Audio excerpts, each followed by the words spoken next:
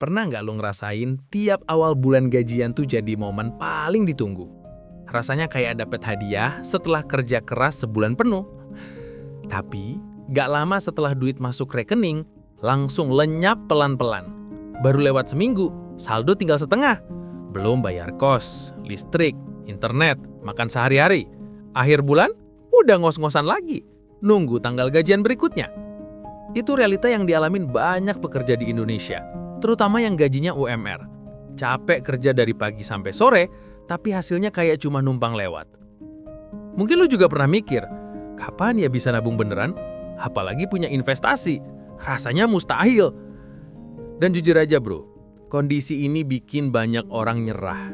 Mereka pasrah, ngerasa hidupnya cuma segitu-segitu aja. Bangun pagi, kerja, pulang, habis duit, ulang lagi. Kayak hamster lari di roda. Capek, tapi nggak maju-maju. Tapi coba kita lihat sekeliling. Ada juga loh orang-orang yang gajinya sama, bahkan UMR juga, tapi hidupnya kelihatan lebih teratur. Ada yang bisa nyicil rumah kecil, ada yang udah punya tabungan darurat, bahkan ada yang mulai investasi. Kok bisa ya? Bedanya di mana? Jawabannya sederhana, mindset dan cara ngatur duit. Banyak orang mikir, gaji gue kecil, wajar dong kalau nggak bisa nabung. Padahal justru kebalikannya. Karena gaji terbatas, cara lu ngatur duit jadi penentunya. Salah kelola, habis tanpa bekas. Tapi kalau bener kelola, gaji UMR pun bisa jadi fondasi buat masa depan. Masalahnya kita sering terjebak di gaya hidup konsumtif. Baru gajian, langsung mikir traktiran, nongkrong, atau upgrade HP. Bukan salah juga, semua orang pengen nikmatin hidup. Tapi kalau tiap bulan polanya sama, kapan mau maju? Apalagi kalau ujung-ujungnya harus utang, nambah beban, bukan solusi. Gue tahu rasanya berat bro. Hidup dengan gaji pas-pasan itu bikin banyak pilihan terasa mustahil. Tapi percaya deh, selalu ada jalan kalau lu mulai dari hal kecil. Dan itu yang bakal gue bongkar di video ini. Karena gaji UMR bukan berarti lu nggak bisa berkembang. Justru ini saatnya lu latihan disiplin, latihan ngatur, dan latihan mikir panjang. Banyak orang sukses di luar sana yang dulu juga mulai dari gaji kecil. Bedanya, mereka nggak nyerah sama keadaan. Mereka pakai gaji terbatas itu buat belajar ngatur, buat nyiapin fondasi, sampai akhirnya bisa naik kelas. Jadi kalau lu ngerasa sekarang gaji cuma UMR, jangan minder. Anggap itu titik start lo. Karena dari titik start kecil inilah perjalanan besar bisa dimulai. Dan di video ini, gue bakal kasih lu cara sederhana gimana kelola gaji UMR supaya nggak sekedar habis, tapi bisa bikin hidup lu pelan-pelan naik level. Jadi pastiin lu tonton sampai akhir ya. Karena gue janji, setelah lu dengerin ini, cara pandang lu terhadap uang bakal berubah. Poin 1, bedain kebutuhan dan keinginan. Salah satu alasan kenapa gaji UMR terasa selalu kurang itu karena banyak orang gagal ngebedain mana kebutuhan, mana keinginan. Kedengarannya sepele, tapi efeknya gede banget. Coba lo inget-inget, setiap kali gajian, apa yang pertama kali kepikiran? Ada yang langsung mikir bayar kosan, listrik, makan harian, itu jelas kebutuhan. Tapi banyak juga yang langsung kepikiran nongkrong, beli baju baru, atau upgrade gadget. Itu udah masuk ranah keinginan. Masalahnya, dua hal ini sering banget kecampur. Akhirnya, duit yang harusnya buat kebutuhan pokok malah kepake buat hal-hal yang sebenarnya bisa ditunda. Kalau kita ngomong jujur, hidup dengan gaji UMR itu memang nggak luas ruang geraknya. Jadi kuncinya justru ada di kemampuan buat prioritas. Bayangin duit lo kayak air di ember kecil. Kalau lo langsung guyur kemana-mana, habisnya cepat. Tapi kalau lo alirin pelan-pelan ke saluran yang benar, air itu bisa dipakai buat banyak hal penting. Contoh nyata, gaji UMR katakanlah 3 juta. Kalau 40% langsung kepake buat keinginan, nongkrong, beli baju lucu atau foya-foya kecil, sisanya bakal ngos-ngosan buat bayar semua kebutuhan. Akhirnya, pas ada darurat, malah bingung. Dan lebih parah lagi, harus minjem. Dari sinilah lingkaran setan keuangan mulai. Sebaliknya, kalau lo disiplin ngebedain kebutuhan sama keinginan, gaji sekecil apapun bisa lebih terasa manfaatnya.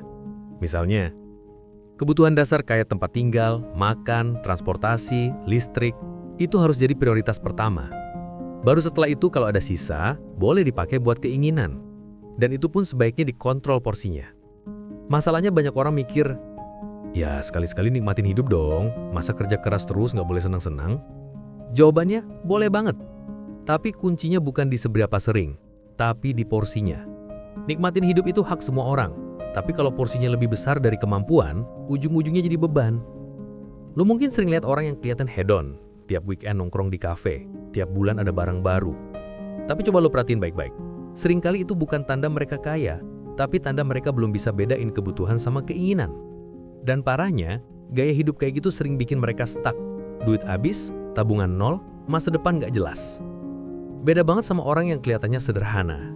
Mungkin mereka jarang nongkrong, HP masih yang lama, baju biasa aja. Tapi karena mereka ngerti prioritas, mereka bisa nyisihin sebagian buat tabungan atau investasi kecil. Lama-lama, justru orang kayak gini yang pelan-pelan naik kelas. Jadi kalau sekarang gaji lo UMR, langkah pertama yang wajib lo kuasai adalah tegas bedain kebutuhan sama keinginan.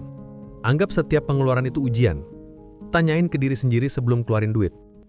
Ini gue butuh atau cuma pengen? Kalau jawabannya cuma pengen, tahan dulu. Karena ingat bro, uang itu terbatas, tapi keinginan gak ada batasnya. Dan orang yang bisa kontrol keinginannya, dialah yang bisa benar-benar berkembang. Poin 2, bikin anggaran harian, bukan bulanan. Kebanyakan orang kalau ngomongin keuangan, pasti mikirnya, oke, gue bikin budget bulanan.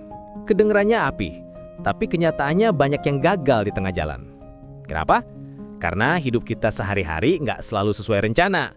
Sering banget ada godaan dan pengeluaran kecil yang bikin anggaran bulanan jebol sebelum tanggal tua datang. Makanya, kalau lu sekarang hidup dengan gaji UMR, gue saranin coba ubah cara pandang. Jangan cuma bikin anggaran bulanan, tapi pecah jadi anggaran harian. Kenapa? Karena uang lebih gampang dikontrol kalau porsinya kecil. Sama kayak diet, lebih gampang kontrol kalori harian daripada mikirin total kalori sebulan. Bayangin gini, lu punya gaji 3 juta per bulan. Kalau lu bikin anggaran bulanan, biasanya kepikirannya 1 juta buat kos, 1 juta buat makan, sisanya buat transportasi dan lain-lain. Kedengerannya oke, tapi masalah muncul pas di minggu pertama lu lagi pengen traktir teman, nongkrong, atau beli barang kecil. Begitu keluarin duit tanpa kontrol, rencana bulanan langsung berantakan. Beda cerita kalau lu pecah jadi anggaran harian.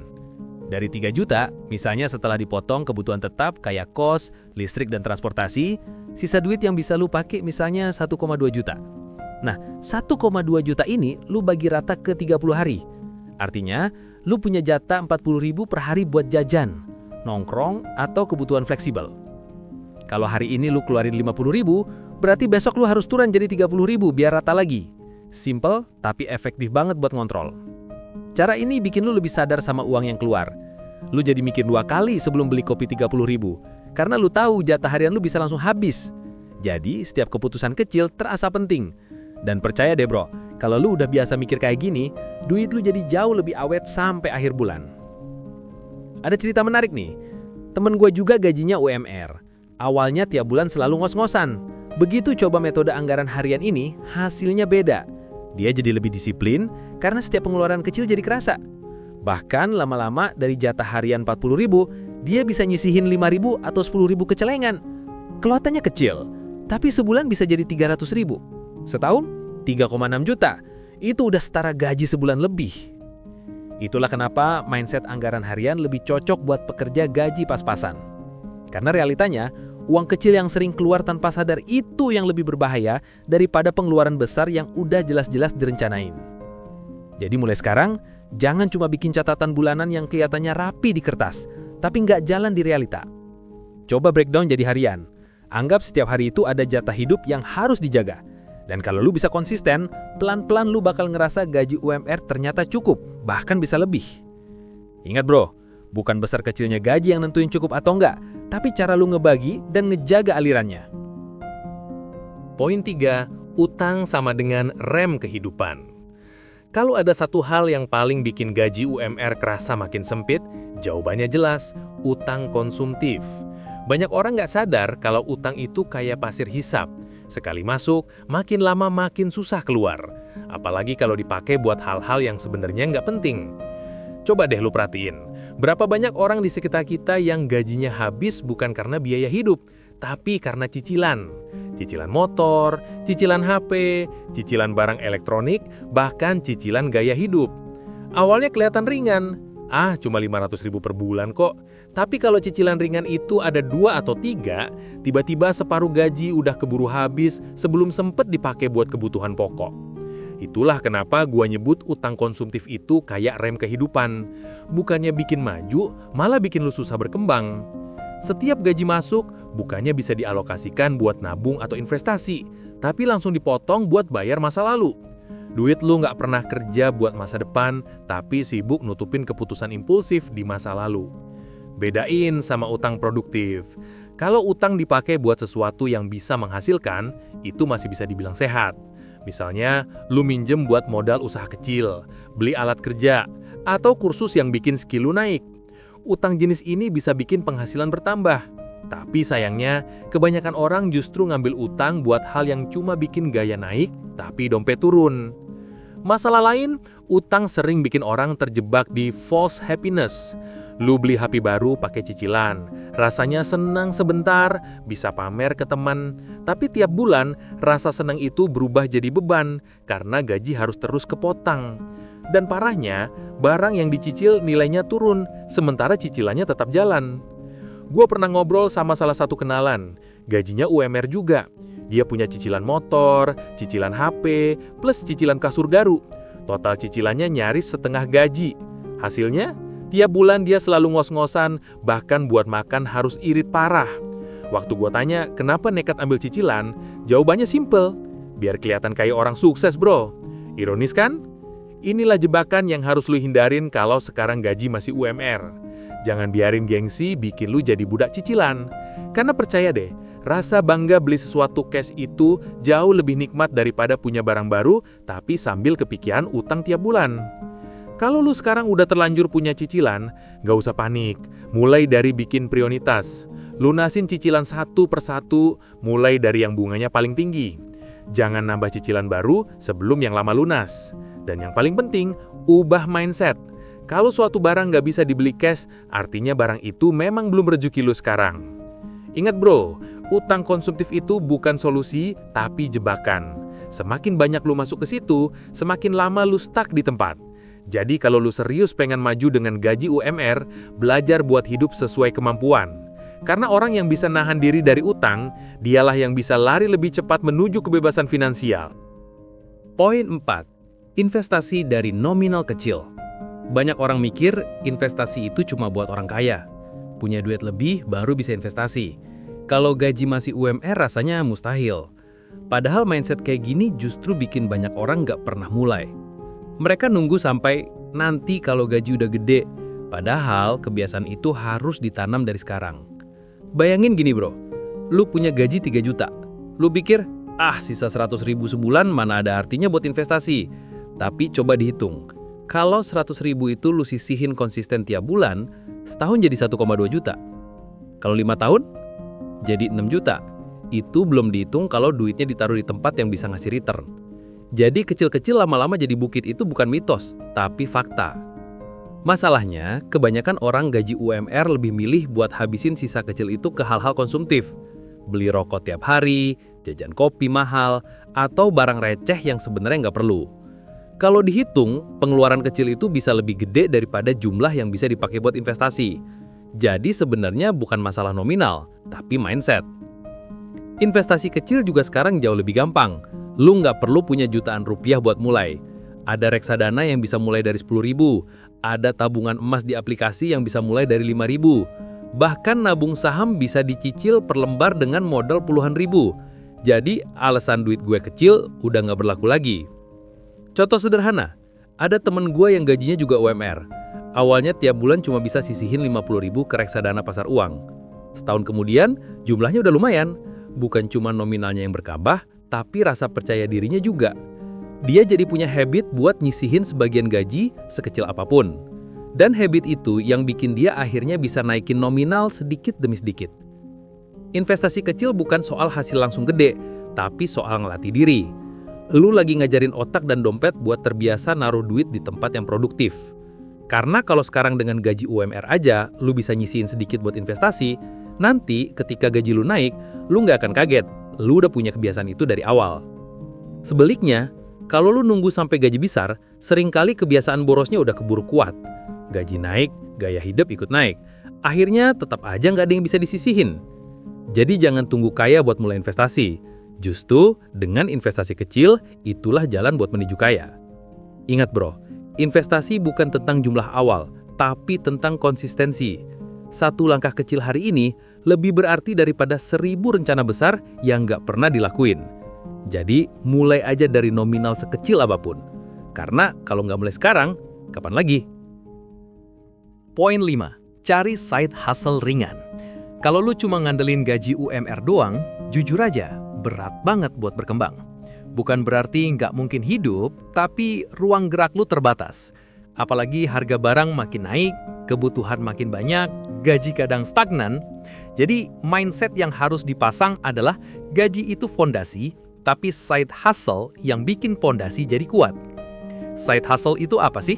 Sederhananya, kerjaan tambahan atau sampingan yang bisa nambah pemasukan tanpa bikin badan hancur-hancuran. Nggak harus langsung gede, nggak harus langsung kaya, yang penting ada aliran duit masuk tambahan di luar gaji utama. Nah, di era digital kayak sekarang, kesempatan side hustle tuh terbuka banget. Contohnya, lu bisa mulai dari hal-hal ringan, jualan online kecil-kecilan, jadi reseller barang yang laku di marketplace, atau buka jasa sesuai skill lo. Lu bisa ngedit video, desain, atau nulis. Banyak banget platform freelance yang bisa dipakai. Bahkan, kalau lu cuma punya waktu malam, lu masih bisa nyelipin side hustle yang gak ganggu kerja utama. Ada juga side hustle super sederhana, kayak jadi dropshipper. Lu nggak perlu modal besar, cuma perlu HP sama internet. Atau kalau lu punya hobi masak, lu bisa mulai jual makanan kecil di sekitar tempat kerja. Temen gua dulu gaji UMR, tapi tiap hari bawa 10 bungkus nasi uduk buat dijual ke kantor. Margin untungnya nggak gede, tapi lama-lama stabil. Dari situ, dia bisa nabung lebih banyak dibanding kalau cuma ngandelin gaji. Yang penting, mindsetnya jangan gengsi. Banyak orang gagal punya side hustle karena gengsi duluan. Mereka mikir, masa udah kerja kantoran masih jualan gituan? Padahal, justru disitulah bedanya orang yang berkembang sama yang stagnan. Orang yang mau gesit, yang gak malu mulai kecil, biasanya punya peluang lebih gede buat nambah income. Selain itu, side hustle juga bisa jadi jalan buat ngetes potensi usaha jangka panjang.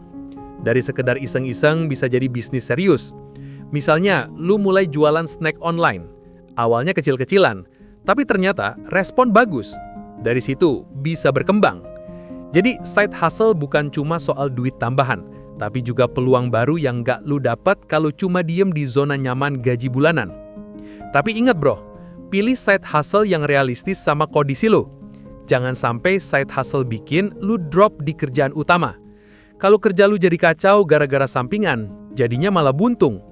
Cari yang ringan, fleksibel, dan sesuai kapasitas. Bottom line-nya, gaji UMR itu jangan dijadikan alasan buat berhenti berjuang. Justru dengan side hustle, lu bisa buka pintu baru. Nggak usah nunggu modal besar atau skill dewa. Mulai dari yang kecil, dari yang ringan, asal konsisten. Karena ingat, tambahan kecil tiap bulan itu bisa jadi nafas panjang yang bikin lu beda dari orang lain yang cuma ngandelin gaji. Poin 6. Skill sama dengar aset seumur hidup. Kalau gaji UMR bikin lu ngerasa stuck, ada satu hal yang bisa bikin jalan keluar tanpa harus nunggu bos naikin gaji. Skill. Yes, kemampuan diri lu sendiri. Banyak orang nggak sadar kalau skill itu ibarat mesin cetak uang pribadi. Bedanya sama duit, kalau duit bisa habis, skill nggak akan pernah habis dipakai. Bahkan makin dipakai, makin berkembang nilainya.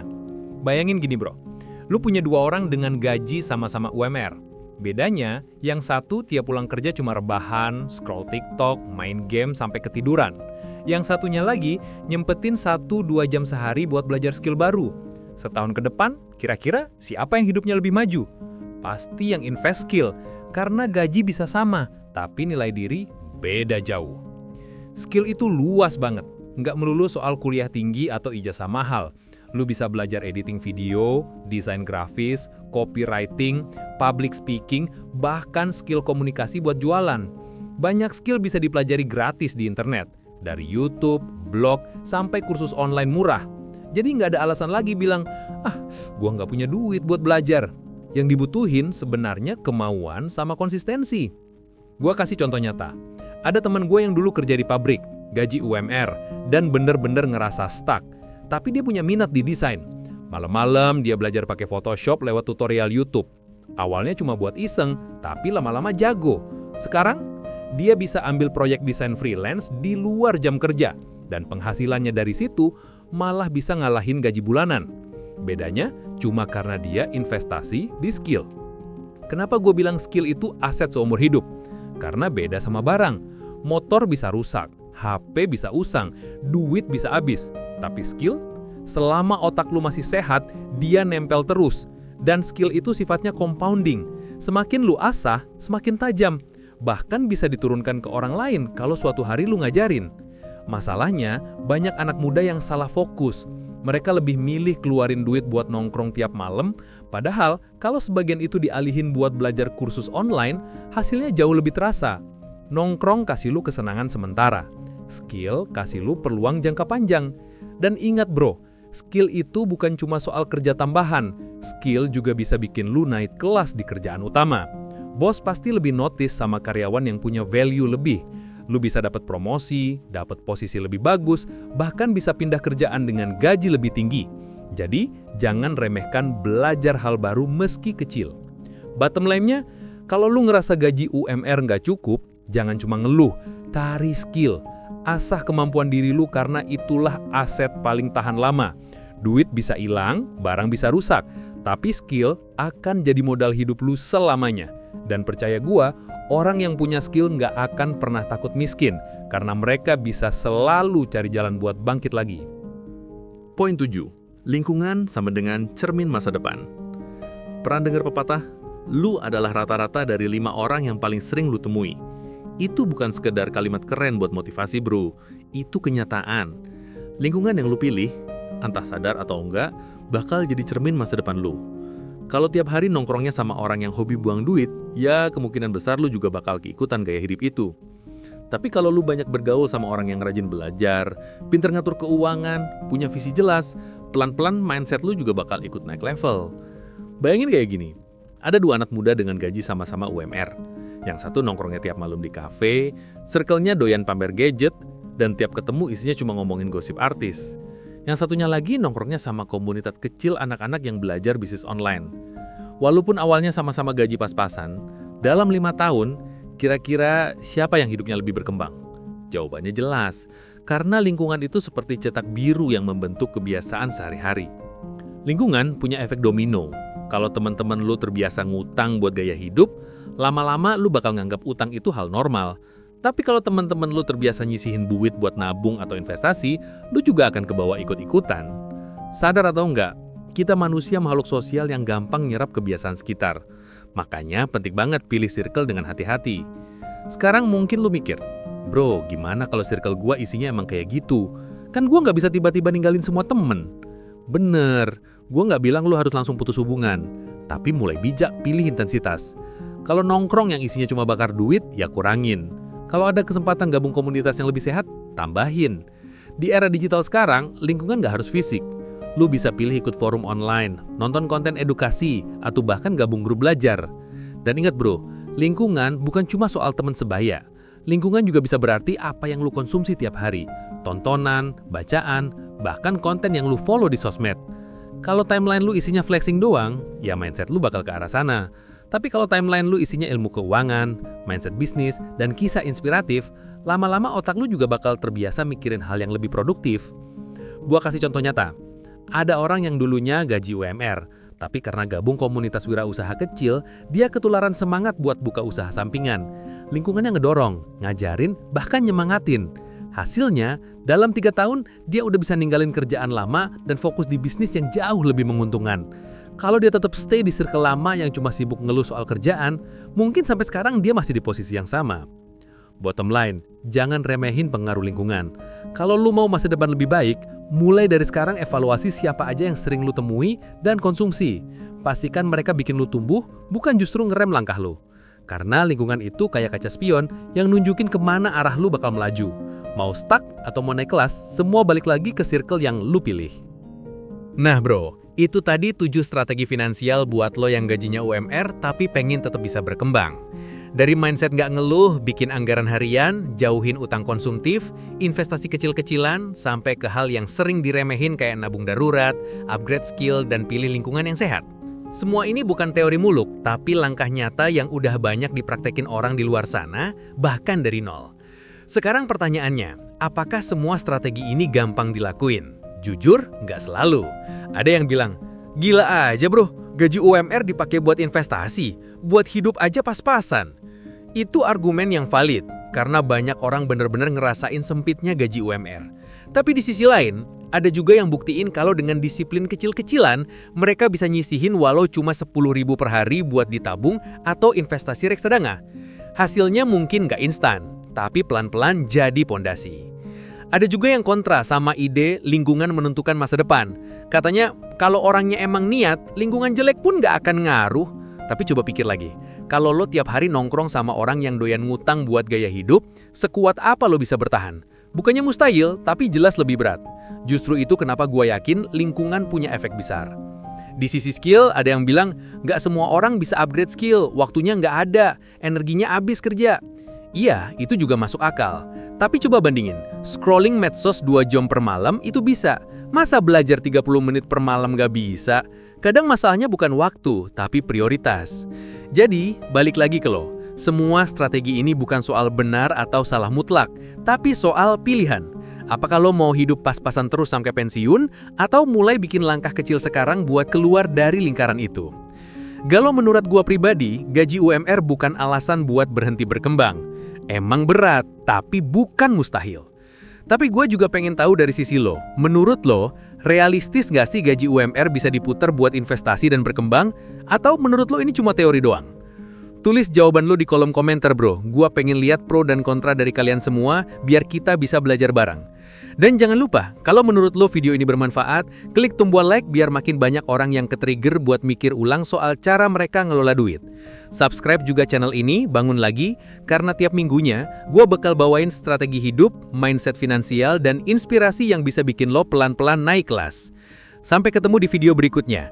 Jangan lupa bro, uang kecil bisa jadi besar, asal mindset dan langkahnya benar. Gas terus, jangan berhenti.